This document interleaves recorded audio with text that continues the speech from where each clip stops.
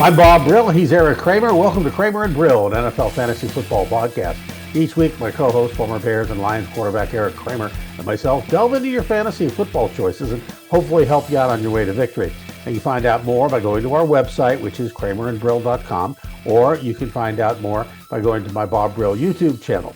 Now, recapping how we did this week, and first of all, props to you. You called it. You said right on the money. You said Philadelphia would lose this week, and Monday night they did to the Washington Commanders in an impressive win, 32-21. Now, that was the final, despite Hurts accounting for all three touchdowns. McLaurin had 8 for 120. Brian Robinson rushed for 86 yards, and Heineke threw for 211. Good job, dude. You pulled it out of your head. You were in Vegas this weekend. Well, they did. All I did to say was, hey, this is likely to happen. So. That was great. Great. I got to tell you, I am so impressed with Tyler Heineke and where he's, and they did a little thing. I don't know if you saw the game, but he went to Old Dominion. He was undrafted like me, went to a few teams, got cut, actually was the Washington Commanders COVID quarterback, which got him into the season in 2020 and went toe to toe in the playoff game with Brady, and has been good ever since. So, love that story. Big props to you, man. Hey, we said both of us said to start Justin Fields. All he did was score nearly 50 fantasy points again with 147 yards rushing as a bonus. I like Tua, Geno Smith, and both were solid. I also said it was a week to start Aaron Rodgers, and he came through, 224 yards passing, 3 touchdowns, and no picks. Not only are you the Steelers expert, but now you are the Aaron Rodgers expert. I love it. And you're also the Donta Freeman expert in Carolina, who went off on the ground. He did. He went off again. That's right. We like Taylor, Pollard, Barkley, and Wilson all came through. In fact, 8 guys rushed for over 100 yards, including Donta Freeman. And one guy, Najee Harris, had 99. Don't forget him. Yes, can't miss that. It was a big win. Oh, wideout, big day for several guys. You love Justin Jefferson, and all he did was 10 catches, 193 and a touch. We both like CeeDee Lamb. I like Christian Kirk again. He had 9 for 105 and 2 scores. None of us saw Christian Watson of Green Bay, but Rodgers did. 4 catches, 107 yards, and 3 touchdowns. Well, none of us saw Christian Watson because all he's done is drop touchdown passes this year. And now here he is counting in the end zone 1, 2, 3, like you're somebody. Yeah. Okay. Next week, you're playing the Titans, and you're going to go back to getting 0 touchdowns again this week. So I don't think he's going to continue that. It was great to witness, as you mentioned. I was in Vegas watching the Colts-Raiders game, and Jonathan Taylor just went off. He's been vacant all season long. The game really turned on his 66-yard touchdown run where it was just untouched. And so I think the running game was nice to see back in Indianapolis. That's one of the things I want to talk about before we get into the injuries. And that is, for years in the old NFL, you had a blocking running back and a running back. You had a fullback and a halfback. Right. And that was the format.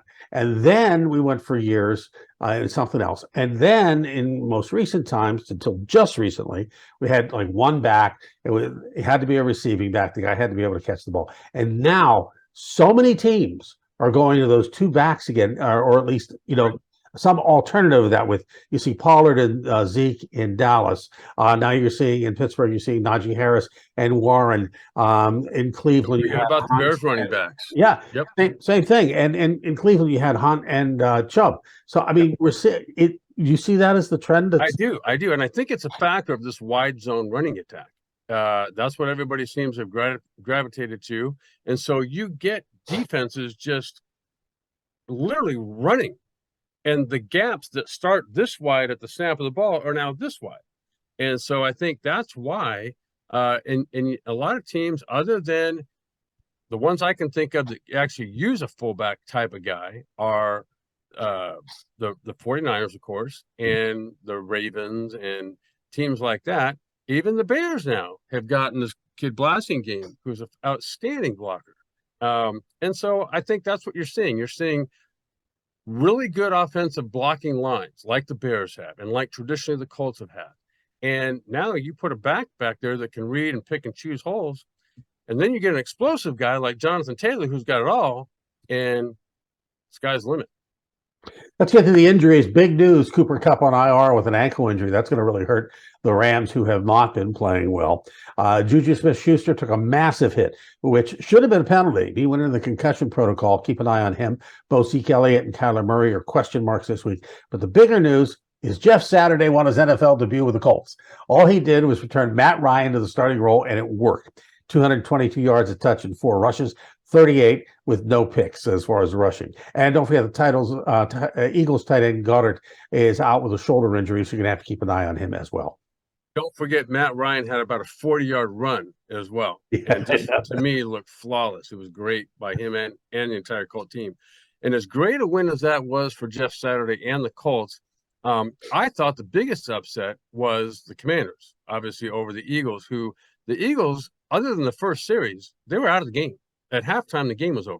Yeah. And they ran the ball at will. Consider this, the Commanders ran the ball 49 times. And about 4 or 5 of those were kneel downs by Heineke. Right. And so Philly had 20. Now, you look at a stat sheet where one team's got 49 rushes, the other team's got 20. I can tell you right now who's going to win the game. And then they also won the turnover battle. So I think, again, Tyler Heineke, he didn't care who was predicted to win. And he just played, I thought, a flawless game and did a great job of anticipating throws, laying the ball out. McLaurin was awesome. And but I think it was their commitment to run the game and then their defense. Let's get right to the games. Bye weeks this week. You have the Jaguars, the Seahawks, the Dolphins, and the Buccaneers. So you don't have Tom Brady, you don't have Geno Smith, you don't have Tua, and we don't care who's on the Jaguars. Thursday night, Titans and Packers. I think the Packers step up again with a rejuvenated offense. And while I still may be on the trade Aaron Rodgers train, I would start in this game, and I would start Christian Watson. I think I know you were not high on him this week, but I think I'd give him one more week. Only one guy on the Titans, and that's Derek Henry. Am I sold on Nick Westbrook incline at wide receiver, who had over 100 yards receiving? 2 touchdowns, says possibly if you need a wide receiver, but you better act quickly because he'll be a hot waiver wire commodity this week along with Watson. Well, lots of folks forget how good the Titans are. They're in first place in that division by a couple games, and their defense is solid. And that's why I think this is the week not to start Aaron Rodgers or Christian Watson. And the reason I didn't say start Christian Watson before, he has done nothing all season long except drop big passes. And so I think the Titans, obviously, Derek Henry's an every week start. And now Tannehill had another solid day. Now that he's back, I think it's Austin Hooper in the passing game, because he had another solid week last week catching the ball. And he's one of those guys that we look for a tight end to get, 50, 60 yards passing and into the end zone. He is that guy. He is. It's just for some reason he's always sort of there. He's not spectacular. He's not off the charts. He's one of those guys you can just kind of count on from week to week. Sunday, got the Bears and Falcons. Got to go with a hot hand. Fields has it. I like Kmet and Mooney too. I only like Drake London on the Falcons. That is quietly turning into a combination to me of Travis Kelce and Derrick Henry. He's athletic like Kelce, and most of the time, Justin Fields is getting him the ball when he's open. He's got 5 touchdowns in the last 2 games, and would have had another one last week had Justin Fields not thrown an errant pass. And so I think he's a good bet. Again, Justin Fields is a great bet. And I think Mooney is probably their best, every game field threat. And I really got to keep an eye and advise all fantasy owners to keep an eye on Chase Claypool, because this guy is too good not to at some point emerge. And then as far as Atlanta goes, gosh, there's really nobody. Drake London, running game wise, nothing. And I think that's a direct reflection of the poor play they're getting out of Marcus Mariota, the quarterback. And they're sticking with him. And I literally drafted the kid out of Cincinnati, but something's not right there. Panthers and Ravens. Give me more Donta Freeman on the Panthers, and coming off a bye with lots of injuries. I love Likely. I really do, a tight end, and you have to go with Lamar Jackson, obviously. Well, for the Ravens, even with the bye, when you say obviously, I don't even think I'd start Lamar Jackson. He's really just a stretch right now. Well, Mark Andrews is out, and that's been his guy. And I think the one guy that that does have some explosiveness is Kenyon Drake. He's had a couple good games back to back, and when they're going to hit a home run, he's now their guy. Browns at Bills, two teams floundering lately, but two wild offenses.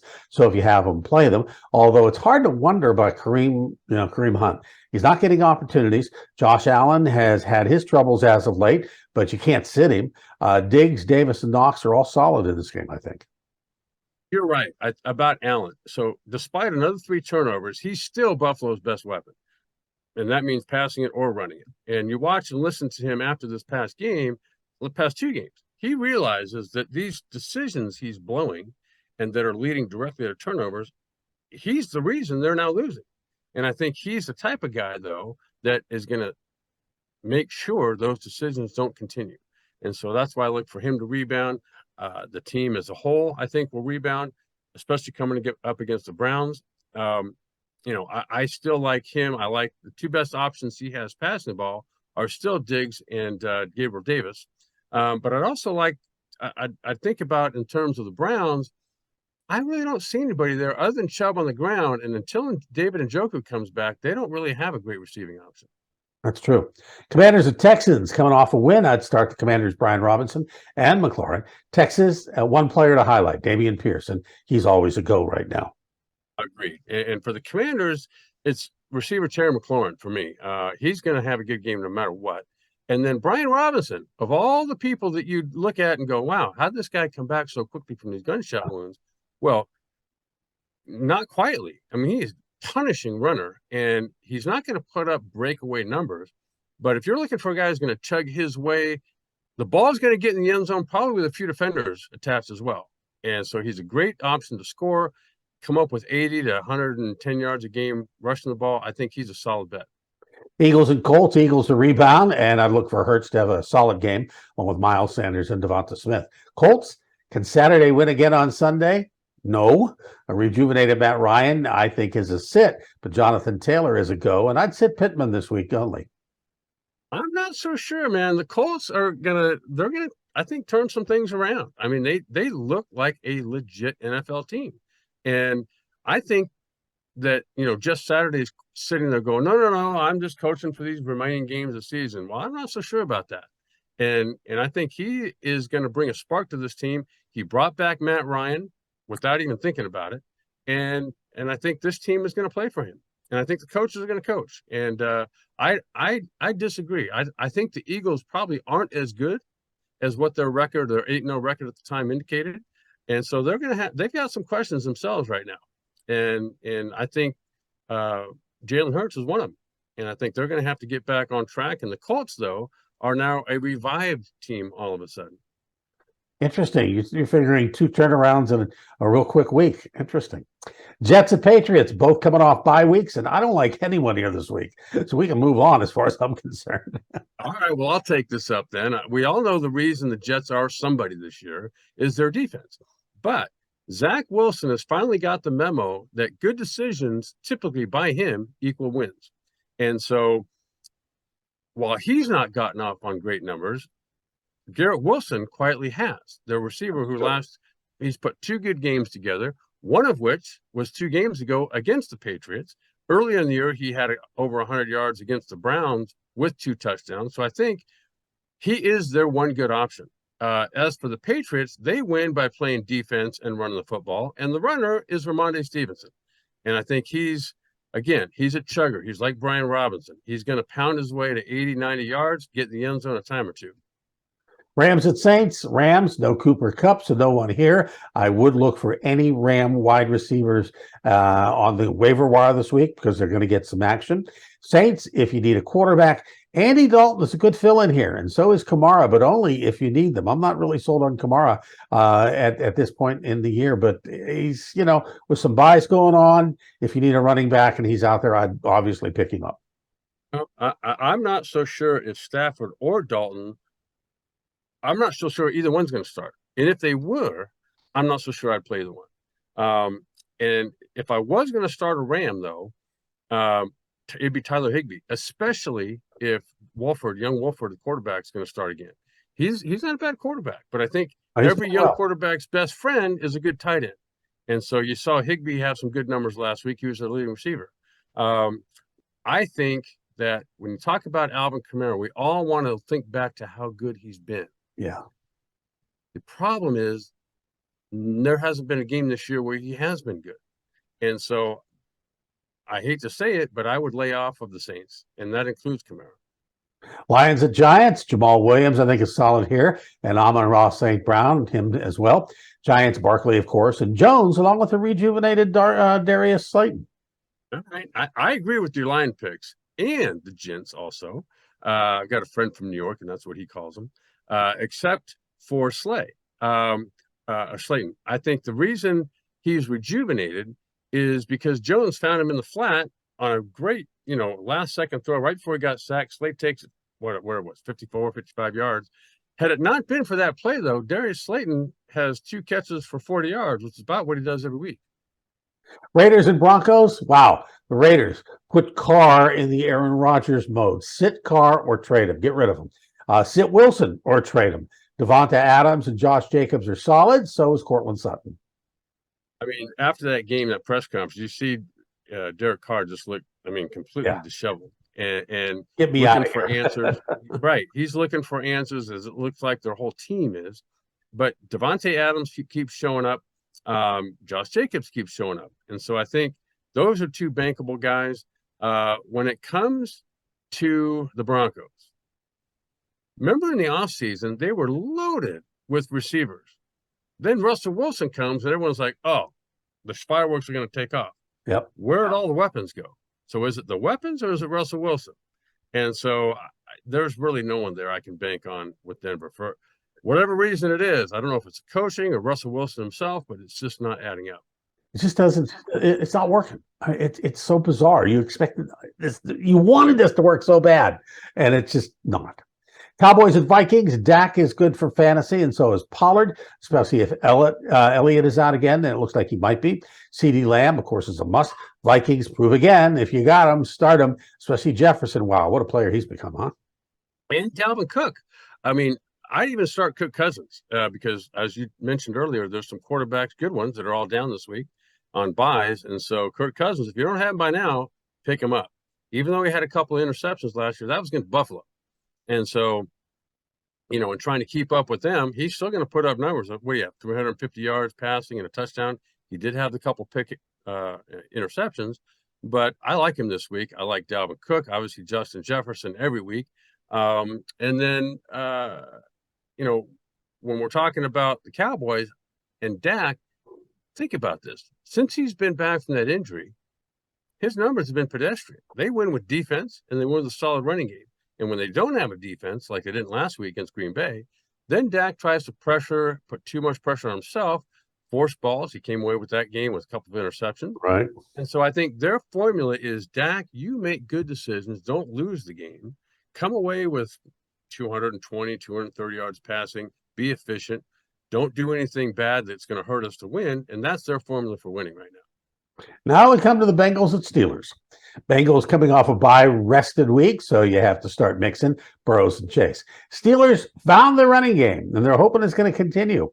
Harris may be back, so I'd take a chance to start him this week after saying for several weeks not to start him. And while Warren is good, I think he's a really good flex option. He had like 70 or 80 yards. I like both Pickens and Johnson here.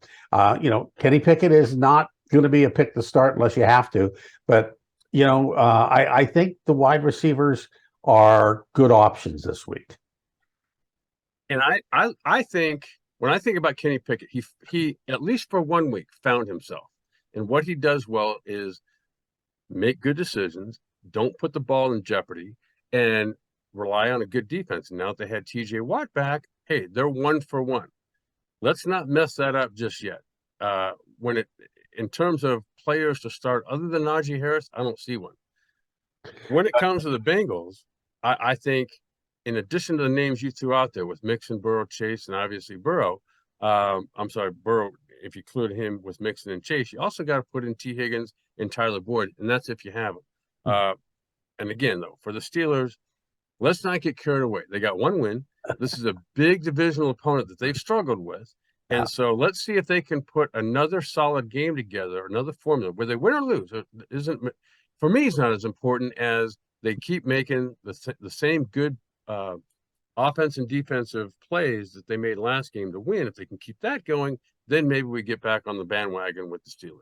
I think the bye really helped them more than it helps a lot of teams. I mean, they really kind of went back and searched, and getting things right. The offensive line looked good, which it hasn't all year. I mean, they did give up 5 sacks. I mean, but that's, they're still developing.